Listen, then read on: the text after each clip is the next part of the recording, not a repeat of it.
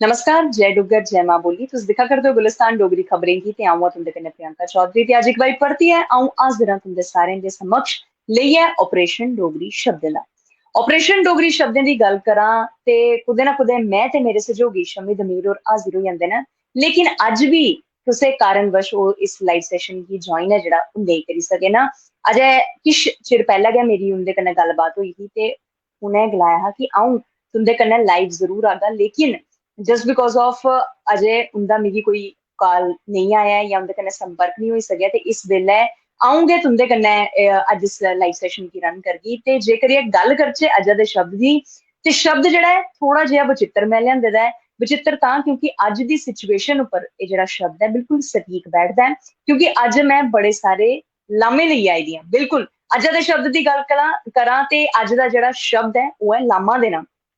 मतलब मैं शम्मी होरें गी अज्जा दा जेह्ड़ा लामा ऐ ओह् देना ऐ कि साढ़े दर्शकें बी देना कि तुस अज्ज जेह्ड़ा लाइव सेशन ऐ ओह् कैं निं कंडक्ट करी सके। इक दिन पैह्लें बी तुसें टेक्निकल खराबी दी वजह कन्नै यानी कि तकनीकी खराबी दी वजह कन्नै तुस लाइव सेशन गी ज्वाइन नहीं करी सके हे ते ओह् दिन बी कुदै ना कुदै सानू जेह्ड़ा हा इ'यां गै बगैर सेशन दे जेह्ड़ा ऐ ओह् कड्ढना पेआ हा ते अज्ज मैं शब्द लेआंदा ऐ लामा। ते लामा अक्सर ग्राईं पिंडें च इस शब्द दा इस्तेमाल कीता जांदा ऐ ते इस्तेमाल करने दा मकसद यही है कि क्योंकि देखो इस शब्द च कुदै ना कुदै कटाक्ष है, कुदै कुसै उप्पर टिप्पणी करना या फ्ही गलाई लैओ कि कुसै कन्नै रुक्खे होइयै गल्लबात करना। साढ़े कन्नै सुदेश सुल्तानपुरी होर जुड़ी चुके दे न। सर मता मता स्वागत ऐ तुं'दा ते बिल्कुल गला करदे न ते अज्ज फ्ही इक बारी परतियै लाइव सेशन गी अ'ऊं कल्ले गै कंडक्ट करा करनी आं ते गल्ल होआ करदी ही लामे शब्द दी। ते लामा अक्सर तुस सारें अपने घर या फ्ही अपने ग्राएं पिंडें च जरूर एह् जेह्ड़ा शब्द ऐ ओह् जरूर सुनेआ होना। गलांदे न कि बै फलाने फलाने दा लामा जेह्ड़ा ऐ ओह्दे घर जाइयै देई ओड़ो, यानी कि जे कुसै ने कुछ बी गलत कीता या कुसै कन्नै शैतानी कीती या फ्ही कुसै गी किश बी गलाया ते ओह्दा लामा यानी कि ओह्दा सनेहा इक तरीके कन्नै एह् इक सनेहा होंदा, लेकिन कटाक्ष रूप कन्नै नेगेटिव वे च इसी जेह्ड़ी टर्म ऐ ओह् दे दित्ती गेदी ऐ लामा। विशाल गुप्ता होर साढ़े कन्नै जुड़ी चुके दे न ते गला करदे न राइट प्रियंका जी।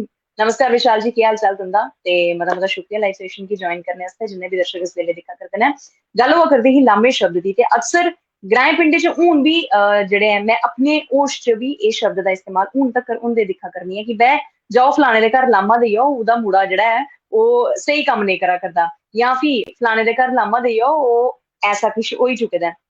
पैह्ले जमाने दी जेकर अ'ऊं गल्ल करां ते पैह्ले लामे घर कुसै दे आना इक बेइज्जती मसूस कीती जांदी ही। अक्सर हून बी ऐसा गै म्हौल जेह्ड़ा ग्राईं पिंड च दिक्खने को होंदा, लेकिन शैह्रें च अज्जकल गलांदे न कि उं'दी कंप्लेन गेई ऐ, यानी कि शब्दें च तब्दीली आई गेई।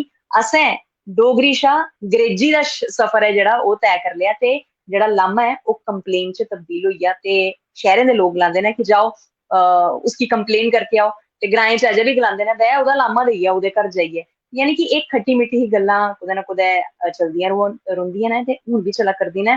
गल्ल करचै जेकर एह् शम्मी हुंदी ते शम्मी हुंदे आस्तै अज्ज बथेरे लामे आई चुके दे न, सुदेश सुल्तानपुरी हुंदे बी, विशाल गुप्ता हुंदे बी, कि तुस अज्ज बी इस लाइव सेशन गी ज्वाइन नेईं कीता ऐ ते इन दोनें दे लामे आई चुके दे न।